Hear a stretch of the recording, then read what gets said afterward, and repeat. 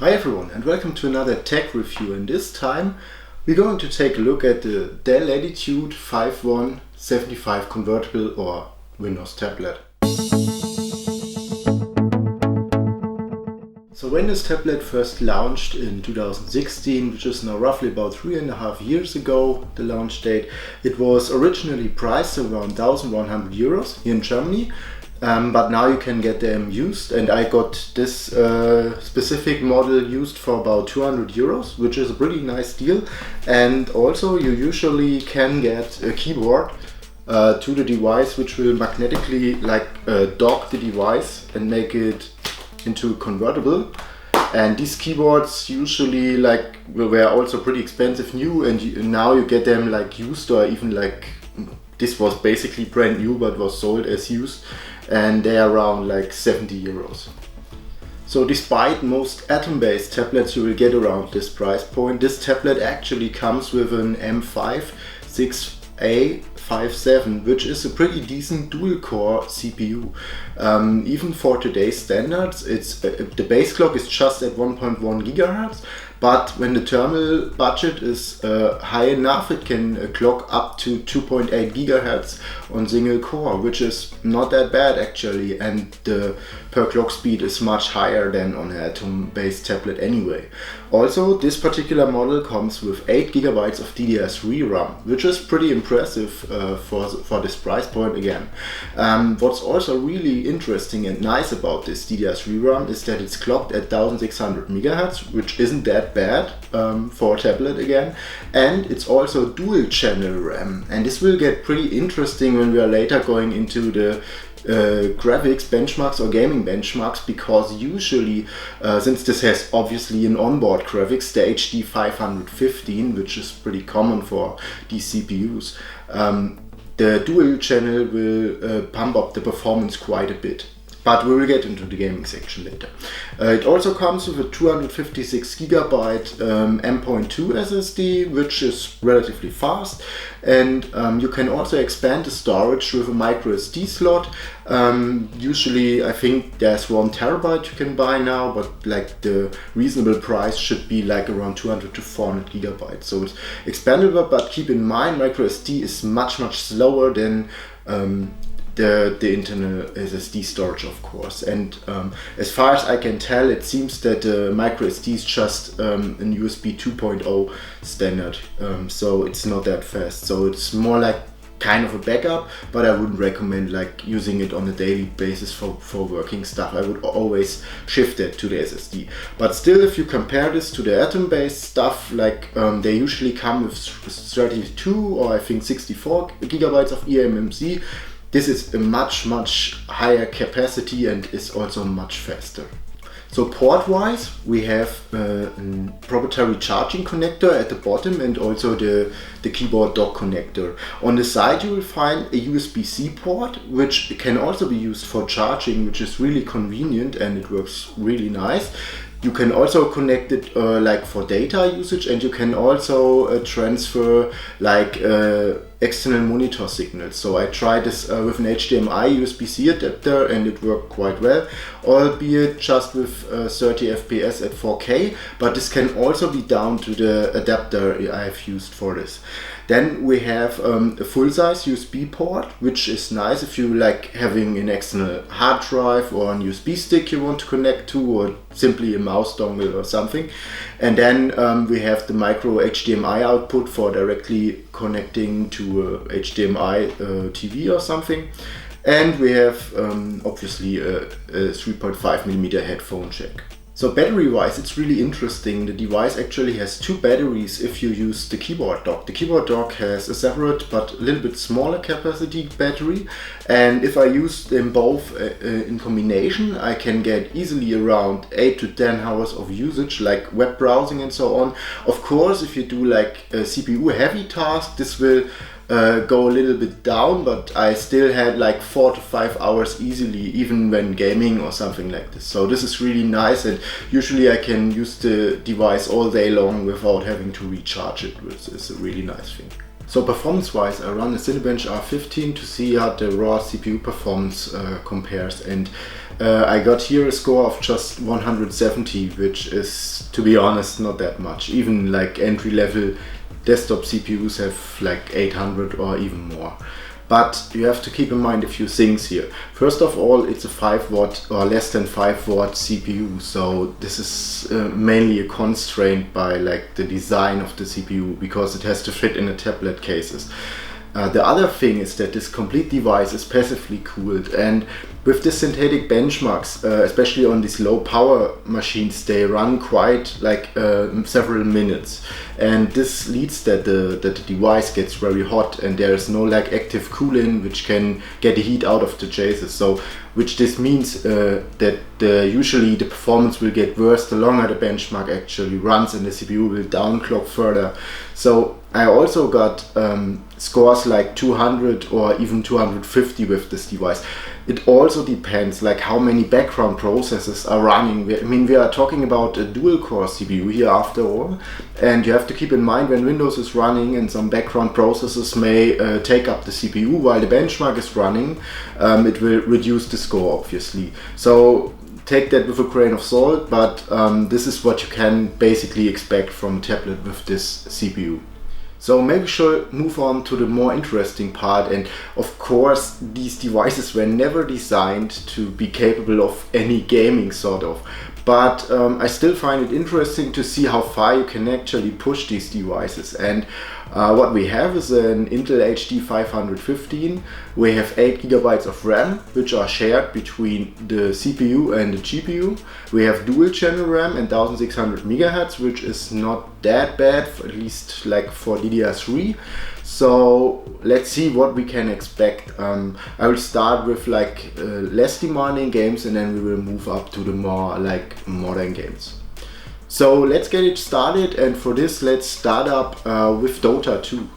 So after some initial loading, we are now in the home screen of Dota, and in the menu it's running flawlessly at more than 70 FPS.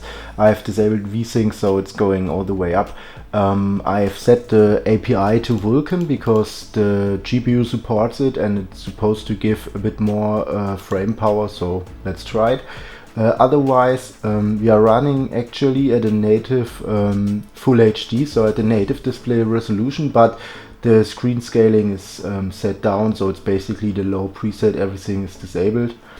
And let's just join some ongoing match to see how it will behave like in big fights with these settings. Now we are in the ongoing match, and we're still facing more than 40 FPS, but there's no fight going on, so let's see how this will behave. Switch to free camera here. I can also see some latency, but this can be due to loading assets afterwards, so I don't think this is a big deal. So now we are also dropping down to less than 30 FPS, which is not that nice, but to be honest, this is actually more than I expected, especially at this display resolution.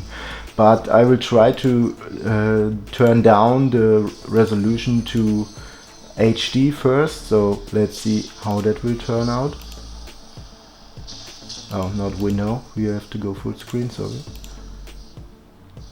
So now we are at HD, and we still have a lower rendering resolution, so let's see how it will look. It looks definitely a bit more pixelated. But performance wise we gain quite a bit, so we are now at like 30 FPS. But what's interesting is it seems that like maybe the CPU is actually bottlenecking the GPU, because we have like 50% and it's a dual core, so it could be that like one core is maybe used by the game currently. So maybe let's turn up the display resolution to 100%, so we are like at least at like native HD. Okay, so for some reason the game now seems to have crashed. Nice. Yeah, but it's still somehow it's not scaling correctly, but the performance, as you can see, is pretty steady actually. if I'm not misleading, it's now showing OpenGL, so maybe something is now completely wrong with the game. I'm not sure if this was the reason. Yeah, sorry, but I think, like, as you can see, you can definitely get Dota 2 to run perfectly fine on this device, albeit with like reduced settings, but it still looks acceptable and it seems to play, yeah, quite nicely. So let's go on with the next game.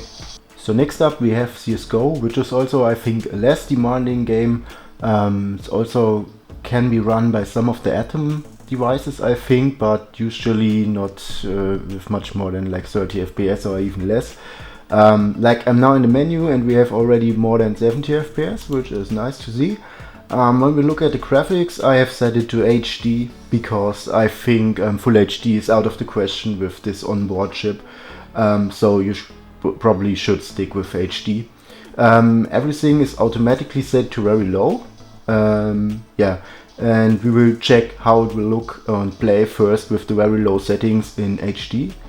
So I will go and like go into a like match here. Maybe does too. Okay. Okay, so after some loading, we actually made it into the game, and we are looking currently at around 40 to 50 FPS. It may depends on the scene. Okay, it's reloading. Okay, so we are now at like 30 FPS. Let's see how it will turn out. It's a bit laggy, but I think it's definitely playable. Okay, there was some stutter. I think again this is due to assets loading. Some of these games are currently on the micro SD card, so this can be one of the reasons it's like going that low. Okay, so I'm not really good at this game, so let's just see. Oh no, damn it. But when we look at the frame rate, now we are like dipping to 30 FPS. I think you could improve this even more if we go down further with the settings. Let's check if we can dial in something more here. The only thing I see is the FXAA anti-aliasing, but I don't think that will make much of a difference. So we are pretty much like basically everything is already on a low. So the only thing that we could do right now would of course be to further reduce the resolution, but this won't look that good anyway. So okay, now we are even at 60 FPS. What could cause trouble is that the device is sometimes thermal throttling and sometimes not. So like at the moment it looks like really fluid. And you may also see here at the top that the CPU is also quite like running at 80 to 90%, so maybe we are also like more in a CPU bottleneck right now. It could be the case. I mean, the CPU is not so powerful, and currently it has to share the thermal budget with the GPU as well, so it won't go to high clock speeds, I guess. Okay, so next up we have Call of Duty Modern Warfare 3. It's a little bit an older game, it's from 2011, but depending on the settings it can still be quite demanding. So first of all, resolution wise, we are again looking at HD, everything else doesn't make much sense. And if we look into the advanced settings, so build synchronization basically means freezing. We have disabled this to get the most out of it. Everything else, basically shadows and so on, is disabled. Depth of field is still enabled, and image quality is normal. This means we are not running at a native HD resolution. It's a bit lower, although the game doesn't say which actual resolution it's going to be rendered. Texture resolution is high and the other textures are to normal. So let's see how this will run. Okay, so now I'm in the game, in the campaign, and with these settings we are looking at around 30 FPS currently. It feels a bit laggy, definitely. And you can also see that it heavily depends on the scene. Like when I look here around, I have almost 60 FPS, but as soon as there are a lot of draw elements going on, we are like going down to 30 FPS. I've tried one of these games back in the time on an Atom tablet and it was kind of unplayable. So seeing this running at like around 30 FPS is still, I think, rather good. But of course it depends on your expectations. Like on any gaming PC this would run much better. But like for like generic playing it runs pretty nice, I think. Okay, so next up we have a pretty big one, the Elder Scrolls Online. I think this game comes in at around 100 GB. I had to install it to the SSD this time. And because it's really big, it will take some time to load. So I will let it load right now and we'll check how it will run inside the game. Okay, so loading time wasn't actually as bad as I expected. It took about a minute and now we are already inside the game here. And I can definitely play it, and we are running around, I think more than around 30 FPS most of the time. I think in battles it will get worse, but still, I mean, it's a, I think, very recent game. It looks, okay, I would say. Let's check the settings. So we have HD resolution again. We have FXAA or like anti-aliasing enabled. We have medium textures, medium screen resolution, so it's actually not native when we may switch to native HD. And now we are like facing 22 FPS, so I would recommend like going a bit lower here. We have low shadows, we could also disable it, and we have low reflections, could be also disabled, so if you need more performance. We have particles to the lowest, we have few distance, like 20%, so still okay. No ambient occlusion, we have like depth of field, we have light strokes, and we have grass enabled. We could also disable grass and gain a few FPS, but I think it looks much nicer when the grass is enabled. So we basically not running at the very lowest settings. Of course it's on the lower side. In my experience, usually this game is pretty CPU intensive. Even on my Ryzen 3 I don't get it to 60 FPS all the time, regardless of the graphics card. But if you like sticking to 30 FPS, which for a game like this I think is totally acceptable, you can actually play this on the go with this tablet. And yeah, I mean, it doesn't look as nice as on my gaming PC obviously, and it's running at a pretty low resolution, but you get the full-fledged experience, you get the full game, and most of the time you're okay. Now we are like at 27, but most of the time we're actually being like more than 30 FPS, and in indoor scenes it's even higher. I would maybe recommend to set to make a custom 30 FPS target, so it's running more consistent. That would I would recommend if you're going to play a game like this and you want to target 30 FPS. It makes it just more consistent, in my opinion. And but otherwise you can definitely play this game on this tablet. Okay, next up we have GTA 5, which seems to be still a relevant game. A lot of people still playing, especially the online mode. So let's see if it will work. I think it's a pretty demanding game, so I don't think the tablet will run it. It's 800 by 600. I will pump it up to 720p, so we at least have a right aspect ratio. And we turn VSync off to have the real frame rate. Okay, it seems to have switched the graphics as well. Menu looks good so far, but there's nothing 3D going on. Everything's off and default graphics. Let's see. Everything is like normal. I'll turn everything like down to normal. I think that's the lowest in this game. Okay, so yeah, everything else is off, so okay, and the game is restarting, so I will restart it and then let's see how it will run. Well, for some strange reason the game didn't seem to load my save game, which I have. I have previously played the game like for several hours, but here we are in the starting mission. However, we are just looking at the performance, so I think it will do the job. It's, as you can see, it's pretty slow. We are like at 20 FPS. So the only thing I think we can do now is trying to lower the resolution even more. Let's see if that may helps a bit. Okay, so we are now at hovering almost 30 FPS in this scene. But yeah, not quite making it. It still feels quite responsive, I have to admit. And as for now, I would actually say this would be playable.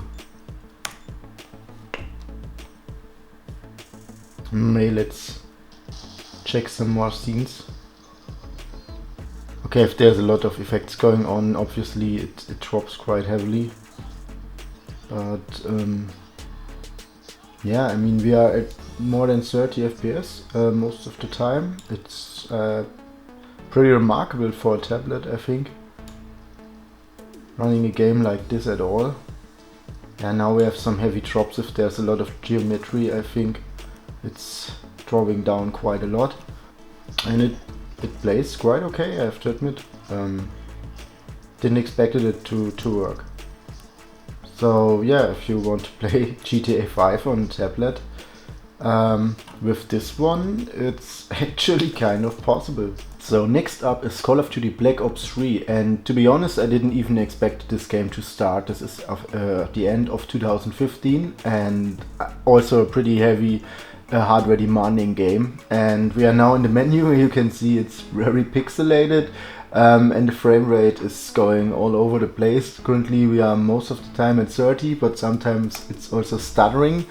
Let's see if we can get to the settings. I didn't even expect that it will start, but here we are, so let's see if we can do anything. Okay, so I finally made it to the graphics settings and it's set to 1080p, which is of course way too high for this game. I will go again to HD resolution. Rendering resolution, yeah, I mean 360p, okay, let's just take it. Everything seems to be on the lowest already. Everything is off or yeah, on the lowest, so let's just try it. It seems the only way we can do is, or the only thing we can do right now is to turn the resolution even more down, but doesn't seem to go into full screen this way, so that's not so great. Maybe we can, no, if I can only go to full screen, let's try with Alt Enter. Sometimes this works. For some reason it's not behaving correctly. We will go ahead, still try if it at least will run. That'd be interesting. Okay, so we are now, yeah, okay, we are going up to 50 FPS, but there's actually nothing going on here. So we'll try and go into the campaign and yeah, let's see. Okay, so I finally made it into the campaign mode. It's still lagging quite a bit. We are at 20, 30, now we are at 30 FPS, let's see. Okay, we are hovering around at 30. It's quite pixelated. And the shadows just look like ridiculous low. Okay, yeah, sometimes the frame drops are quite heavy. This could also be to the micro SD storage. I wouldn't actually say this is due to the... But we also have at 100% CPU, so it could be also bottlenecking already. So actually it seems like the game, the GPU is not the reason that it's lagging that much, but it seems that the CPU just can't keep up. Okay, now in this scene, like we had like 10 FPS, so definitely not that great. Okay, let's see if it's getting any better now. Okay, it's lagging, like I think the asset streaming is just completely too slow from the storage. Okay, so I'm now in the starting area, kind of a menu. You can see that even here it's like 30, it's just hovering around and sometimes it's completely freezing. I wouldn't actually call it playable, also because of the size issue, but this could probably be fixed if we set the desktop resolution to HD or something. But to be honest, I didn't expect it to run at all, so I'm pretty impressed that it holds up sometimes to more than 30 FPS at all, so yeah. But I wouldn't recommend it, or I don't think this would be a good experience for that game. So next up we have The Division, and this is probably the heaviest game I wanted to throw at it. The minimum requirements say an i5 and GTX 560 and recommended a GTX 970, so we are so far away from even reaching minimum specs in this game. This is a game for current gen consoles and running at 30 FPS on consoles, if I'm right. So in the menu we are sitting at 10 FPS and it took several minutes to even get there. I can now try to reduce everything, but I think most of the stuff will be on low anyway. So yeah, first of all, of course, we can toggle the resolution all the way down to HD.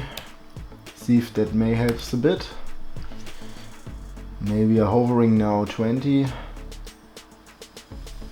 Okay, we are, oh no, we are at 17 and we are just in the menu, and CPU is also at 100%, so oops.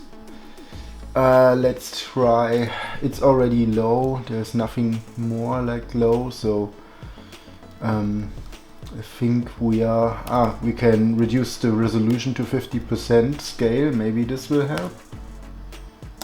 Now we are at till 20 FPS, so okay, we can go here to low, medium is the lowest, here we can go to low, to off,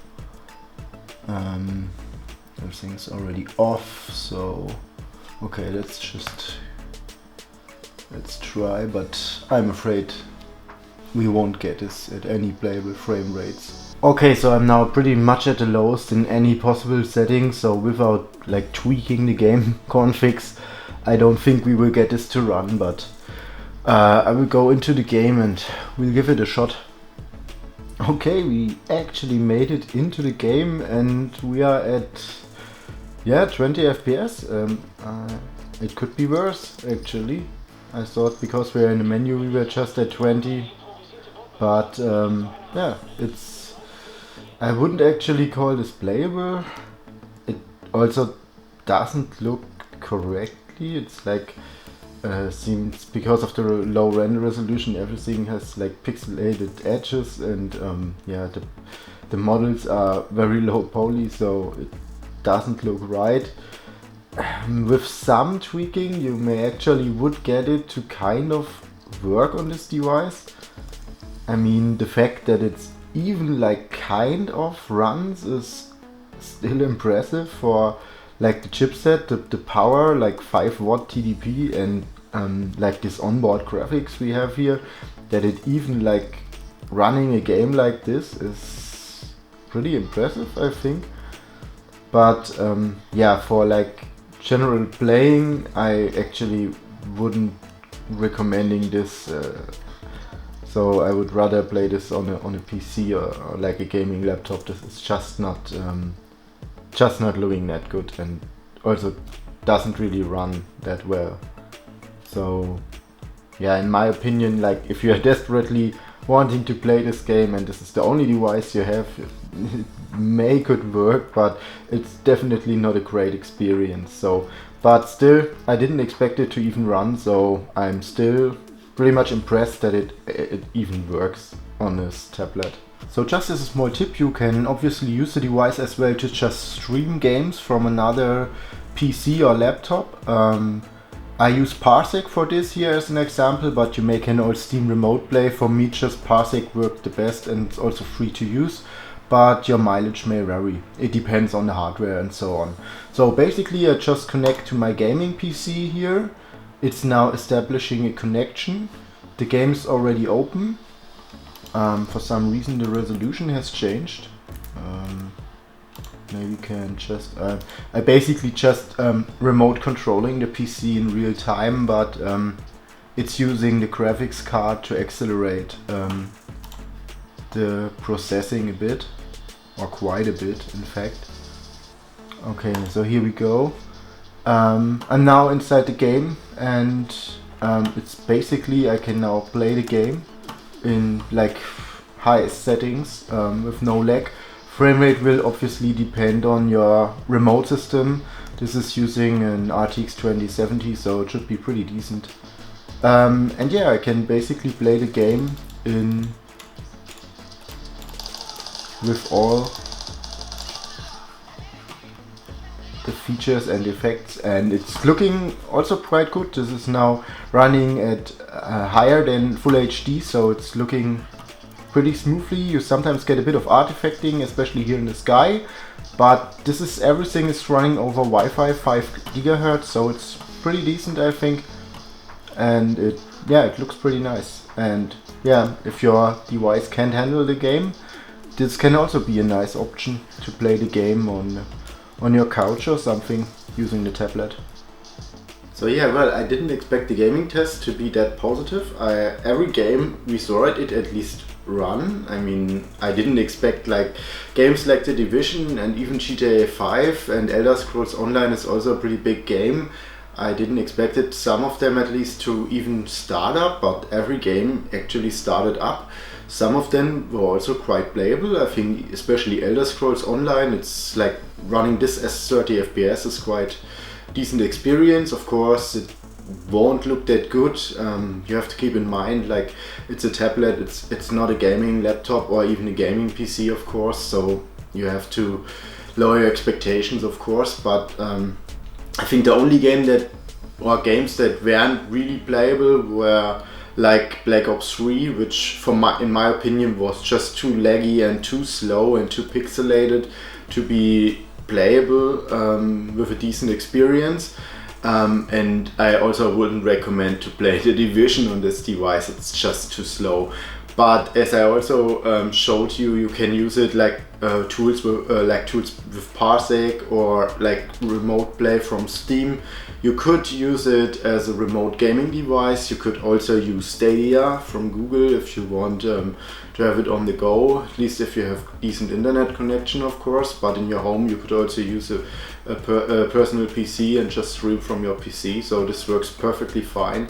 And all in all, I mean, for the price point, at least I grabbed this one for, like, as I said, 200 euros, and for 200 plus like 70 euros, I think, for the keyboard, it's really a steal. I think for the performance you get at this price point, you usually will only find like Atom based tablets with 2 or 4 gigs of RAM and slow eMMC storage, so don't expect that to play anything like maybe Dota or like CSGO, but will be really slow, I think.